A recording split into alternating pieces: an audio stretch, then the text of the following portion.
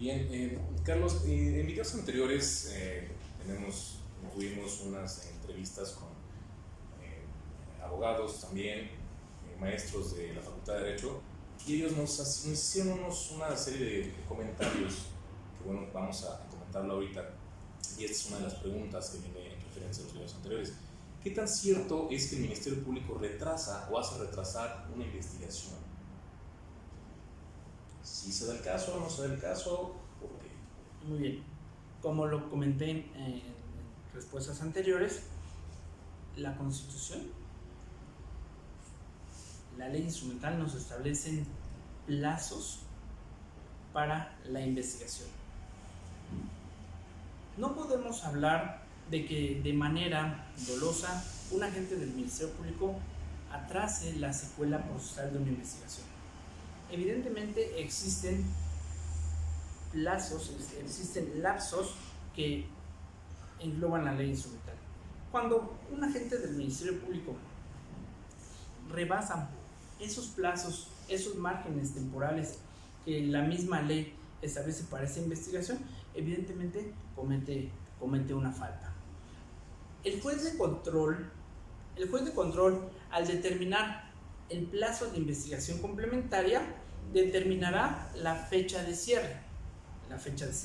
Si el Ministerio Público, determinada ya la fecha de cierre de investigación, de manera extemporánea, recaba o realiza un acto de investigación fuera de este margen temporal, evidentemente esta prueba es ilegal, ya no se encuadra a los márgenes establecidos por la ley. ¿Qué es eso? Que no se tomará en cuenta. Ahora bien, atrasar una investigación. Una investigación podría atrasarse o podría decir que se atrasa por muchas maneras, sin embargo, no todo lo es atribuible a la gente del Ministerio Público. En ocasiones, así lo requieren los actos de investigación. Verbigracia. Podríamos hablar de una intervención en tiempo real de telecomunicaciones. Evidentemente, es un acto de investigación que requiere un control judicial por parte de la Autoridad Judicial Federal, valga la redundancia. Una vez esa autorización judicial, podríamos nosotros, como entidades estatales, dar intervención no solamente a determinados peritos, sino incluso a elementos de la Policía de Investigación, a efecto de fortalecer ese acto de investigación, ese dato de prueba que se recabado. Lo mismo pasa con cualquier pericial, por ejemplo en psicología. En un centro de atención a víctimas del delito existe infinidad de usuarios que diariamente asisten a terapia. Entonces, en muchas de las ocasiones no es por cuestiones que de manera dolosa realice la gente del Ministerio Público con fin de atrasar la investigación. Claro está, el Ministerio Público debe de seguir una línea, esto es, realizar actos de investigación tendientes al esclarecimiento de los hechos, es decir, acreditar su teoría del caso conducente. Si por cuestiones de los actos de investigación ese tiempo se está consumiendo, puede resultar una prórroga a la investigación, pero creo que esa situación ha quedado mermada gracias a estas posibilidades que incluso establece el artículo 321 del Código Nacional de Procedimientos Penales de prorrogar la investigación o en su caso renunciar a los plazos y términos que establece la misma ley, como lo dispone el artículo 95 del Código Nacional de Procedimientos Penales. Todo en aras del esclarecimiento de los hechos. Claro está, sin menoscabar derechos de la víctima o de la defensa.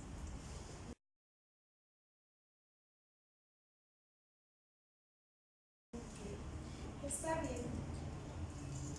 También en videos anteriores ya se ha comentado, no sé qué nos puedes explicar tú. Coincide la gente de que hay corrupción en el Ministerio Público. ¿Tú qué consideras? Si la hay, si se puede erradicar, si es que la hay, a tu consideración, ¿qué nos puedes decir al respecto? Muy bien. El término corrupción, yo creo que no nada más entraña al sistema jurídico. La corrupción es una corrupción humanitaria. La crisis que hoy se ve en nuestro país, en diversas partes del mundo, no solamente radica en el sistema jurídico, claro está, impacta en la sociedad, impacta en los aparatos estatales, incluso en los aparatos de justicia. Pero es una crisis humanitaria, es una corrupción humanitaria. ¿A qué se debe esto primordialmente? Y no me voy a apartar de la pregunta, claro, pues voy a responder, pero voy a dar zancadas para llegar a ello. Muy bien, es la pérdida de valores. Hoy en día ya no se fortalecen, ya no se inculcan los valores, ni siquiera en las escuelas. Duele decirlo, sí. Por ejemplo, una escuela de derecho. En una escuela de derecho es importante que se fomente que existan asignaturas de ética, asignaturas de derechos humanos. Incluso ha habido propuestas por parte de impartidores de justicia de que el estudio de los derechos humanos y de la ética no solamente se vea en un nivel de licenciatura o de preparatoria, sino desde nivel primario. Entonces, si hablamos de corrupción en las agencias del Ministerio Público, habría que decir que la corrupción no solamente proviene de las partes procesales, que las puede haber, sí las puede haber. Sin embargo, en cada uno de los operadores está colaborar para no solamente disminuir esa corrupción, sino erradicarla. Ahora bien, quien hable de corrupción es porque conoce la corrupción. Y cuando uno conoce de corrupción, debemos de denunciarlo, debemos de dar parte de las autoridades competentes a efecto de erradicar estas malas prácticas de los servidores públicos. La corrupción no únicamente se enlaza con lo económico. Hablamos de corrupción y todos, económico, el Ministerio Público por algo no hizo ese acto de investigación, el juez por algo absolvió, el defensor por algo. Entonces, siempre lo enlazamos con lo económico. Y eso no es la corrupción. La corrupción se da desde el mismo ser humano. Cuando me corrompo, cuando yo ya no soy la persona que debo ser, cuando yo no le pongo empeño en mi trabajo, cuando ya me balance mi trabajo, déjalo por ahí, olvídalo, ahí el rato lo resuelvo. Ahí se da la corrupción. Entonces, lo que se contrapone a la corrupción es la integridad de la persona, ¿sí? No solamente debemos de verlo desde un ámbito monetario. Entonces, eso de corrupción del Ministerio Público, no solamente si se da en las agencias del Ministerio Público, no solamente es en esa parte, sino en todo el sistema jurídico. Y eso es por la colaboración de todas las personas, usuarios, todo. Entonces debemos de evitar esa corrupción, luchar contra esa corrupción, no solamente disminuirla como mencioné, sino erradicarla por completo. ¿Y esto cómo se va a dar? ¿Cómo se va a dar? Con la preparación. En mis años mozos de licenciatura, escuché por parte de alguno de mis profesores que las únicas personas que se duelen de la corrupción o que llegan a la corrupción son las personas que no tienen valores y que no tienen fundamentos académicos, estudios, preparación para poder confrontar de manera jurídica un asunto. Entonces, teniendo esos valores, se erradica la corrupción. Bien.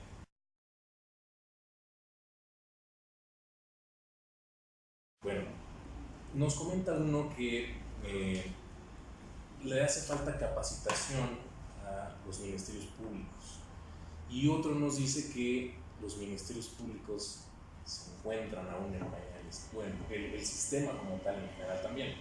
Esto lo vimos en los videos anteriores. ¿Tú qué opinas? ¿Sí hace falta esta capacitación? Digo, y no nada más para ustedes, sino para todos en general. O, no sé, ¿estamos ya bien? ¿Ya estamos en el punto? ¿Tú qué opinas? Muy bien. En efecto, es un sistema naciente. El sistema penal acusatorio y oral en México es un sistema naciente, no tiene mucho de haberse implementado a nivel nacional, e incluso el Código Nacional de Procedimientos Penales se ha ido perfeccionando a efecto de mejorar. Sí. ¿Hace falta capacitación? Sí. ¿A los agentes del Ministerio Público? Claro. ¿A los elementos de la Policía de Investigación, elementos de la Secretaría de Seguridad Ciudadana? Claro. ¿A los abogados? También. E incluso también a los académicos. Porque muchas veces, y con justa razón lo voy a decir, Tengo la fortuna de ser académico desde hace 7 años, aproximadamente más, pero esa labor académico nunca la he separado de la práctica. Siempre he estado en la trinchera, en el campo de batalla. Es decir, hago en común mi ejercicio profesional como servidor público en la Agencia de Ministerio Público y mi servicio académico, sin dejar de lado mi preparación. Entonces, ¿yo denoto que hace falta preparación? Claro, y qué bueno que lo notemos. Qué bueno que coinciden estas personas, que existe preparación, que hace falta académica. No sé qué experiencia tengan estas personas, no como académicos, sino como abogados en este sistema, para poder hacer o sentir esto que externo. Muy bien. La capacitación es muy importante, no solamente para el ámbito jurídico, para cualquier persona que desarrolle una actividad. Es importante que esté preparado, que esté actualizado, que esté capacitado para llevar a cabo su tarea. Cuando hablamos de los operadores del sistema de justicia, principalmente del Ministerio Público, claro que existe la necesidad de que se capacite en diversas áreas, no solamente en las técnicas de litigación, con muchas veces se cree que nada más se tienen que enfocar a la etapa de juicio y cómo se hace una prueba, cómo se incorpora un documento, cómo se llevan a cabo las técnicas de litigación, cómo se ponen los alegatos de clausura, los alegatos de apertura, qué incidencias. No, va más allá la preparación y la capacitación que debe emplear un agente del Ministerio Público. Es un mundo, tomando como puntos principales derechos humanos. ¿Qué son los derechos humanos?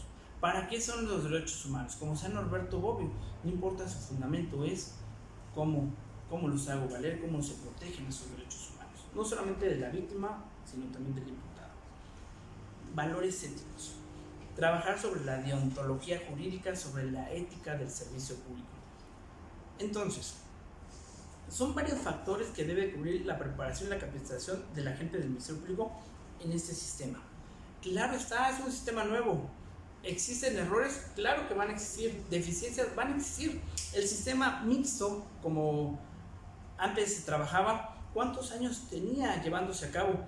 Y aún ese sistema era perfeccionable. A tantos años era perfeccionable. Este sistema de reciente incorporación a nuestra vida jurídica, evidentemente pasarán décadas para que se vaya perfeccionando. Y quizás dejemos de existir nosotros y seguirán habiendo necesidades que cubrir. Y evidentemente, como alguna vez escuché en una conferencia en el INACIPE, es como un carro nuevo, un carro último modelo que llegó, que incluso no sabemos ni siquiera su funcionamiento debido, pero a base de la práctica es como podremos nosotros conocerlo, saberlo conducir, para que en un momento determinado ese vehículo, que es el sistema de justicia penal acusatorio, pueda funcionar debidamente. Entonces, la capacitación es importante. Evidentemente, nunca es bastante la capacitación para el mundo que nos falta por enfrentar.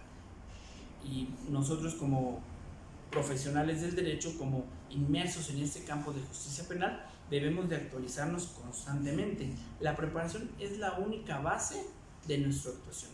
Y entre mejor estemos preparados, mejor podremos dar solución a los conflictos que se nos presenten en nuestra labor cotidiana como abogados, como profesionales del derecho.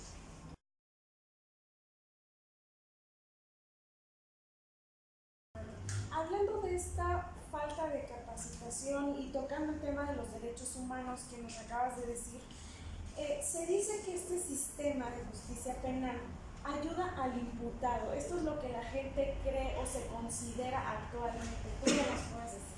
Muy bien. No es de que ayude al imputado.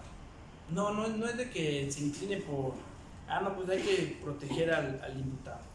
Debemos de tomar en cuenta que existen derechos esenciales, derechos humanos, que en todo momento van a estar presentes en la función estatal o persecutora del Estado, es decir, en la función ministerial. Un ministerio público es representante, es un ente estatal. Entonces, cuando una persona, un imputado, recibe valga la redundancia nuevamente, la imputación por parte del Estado, es decir, la noticia de que está siendo investigado, pues evidentemente no lo hace un particular, lo hace el Estado como persecutor. Entonces el Estado, así grandísimo, con todos sus aparatos estatales, sus policías, todo lo que recae sobre el Estado, debe de actuar siempre con respeto y restricto a los derechos del imputado. Esto es, siempre proteger su esfera de inocencia. De ahí uno de los objetivos del proceso penal. Ya hablamos anteriormente del primero de ellos, el esclarecimiento de los hechos. La segunda, la protección del inocente, ¿sí? Procurar que el culpable no quede impune. Y luego la reparación de los daños. Pero vamos a hablar del segundo y el tercero. A la persona imputada en todo momento le asiste un derecho fundamental que debe ser desvirtuado por el aparato estatal. Esto es la presunción de inocencia.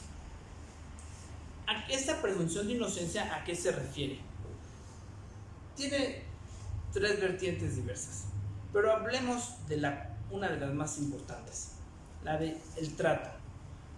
Esa persona, si bien es cierto, va a ser imputada, siempre se le debe dar un trato digno, un trato de persona inocente, hasta que la gente del Ministerio Público, es decir, el Estado, atendiendo a los estándares probatorios, más allá de todo lo razonable, logre acreditar su responsabilidad en el hecho que se le está imputando. Cuando el Ministerio Público no cubre o no cumple satisfactoriamente estos parámetros probatorios que exige la Constitución y los tratados internacionales en la materia, evidentemente el juez debe de dejar en libertad a la persona. ¿Por qué? Porque están inmersos sus derechos fundamentales. Eso estamos hablando en un juicio. Pero ¿qué es lo que pasa? ¿Qué es lo que pasa cuando una persona es detenida y de igual manera se le transgreden sus derechos esenciales? Evidentemente para eso nació el juez de control. Esas son sus funciones del juez de control, como lo establece la Constitución y el Código Nacional de Procedimientos Penales. Vigilar que la investigación, que los actos de investigación se hayan llevado a cabo siempre respetando los derechos fundamentales. Cuando no sucede esto, evidentemente nace la obligación del ente judicial de declarar la libertad. Entonces no es de que se le beneficie a la persona imputada, sino que más aún se le exige al Ministerio Público que respete los derechos humanos, que siga líneas o directrices, parámetros constitucionales y de derecho internacional con fin de respetar esos derechos humanos. Cuando no se lleva a cabo, pues evidentemente transgreden esos derechos esenciales y pues puede que la persona quede en libertad, pero no es beneficiar, sino que es el respeto de los derechos de la persona detenida.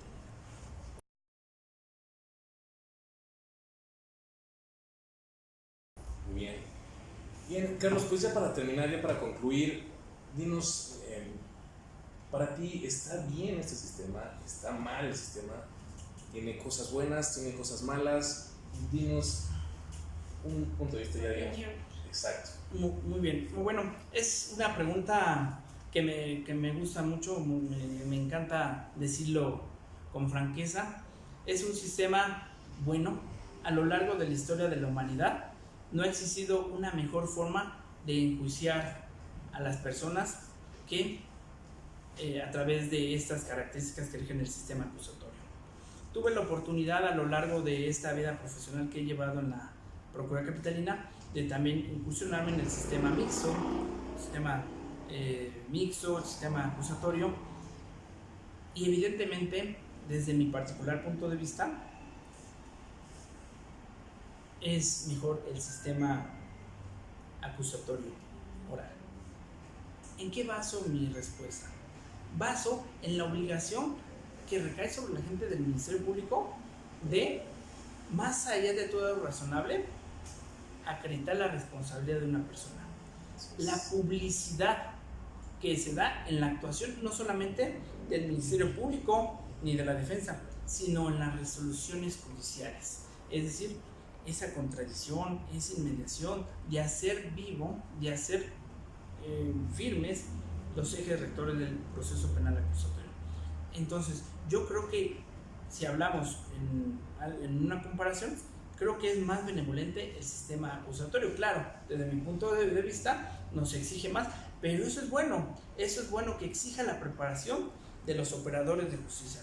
Yo le digo a mis compañeros alumnos con los cuales llevamos prácticas que es indispensable que estén preparados a una vida profesional, Claro. de que estén preparados no solamente desde el punto de vista teórico que nos dan los libros, que nos dan las personas estudiosas del derecho, sino que se vayan incursionando a la práctica forense. Solamente mezclando o combinando de manera adecuada estas dos posturas podremos tener éxito. Entonces, el sistema acusatorio es benevolente, sí, necesita mejores, evidentemente, pero todo está en la capacitación y preparación que cada uno de nosotros tengamos para afrontar las necesidades de este sistema de justicia penal. Perfecto. Pues muchísimas gracias, maestro Carlos. A título personal, sé su trabajo, conozco su trabajo. A los alumnos que aprovechen mucho el trabajo del profesor, ya que en efecto, como él lo dice, no es lo mismo nada más dar la cátedra que llevarlo a la práctica. Entonces, le agradecemos mucho el haber estado en nuestro espacio. Muchísimas gracias. No, al contrario, muchas gracias y celebro que jóvenes como ustedes se incursionen y que a través de estos medios que nos da la tecnología podamos compartir foros como el que ahorita estamos presenciando y que sean de utilidad para el público que nos hace el favor de seguir. Muchas gracias. Carlos, agradecemos bastante tu tiempo y esperemos que les sirva a todos este video, a todos los estudiantes de Derecho y abogados también, inclusive a los ministerios públicos. Pues ya saben, aquí nos compartió su gran experiencia. Pues bueno, síganos en nuestras redes sociales y denle like, por favor, suscríbanse a nuestro canal de YouTube. Muchas gracias.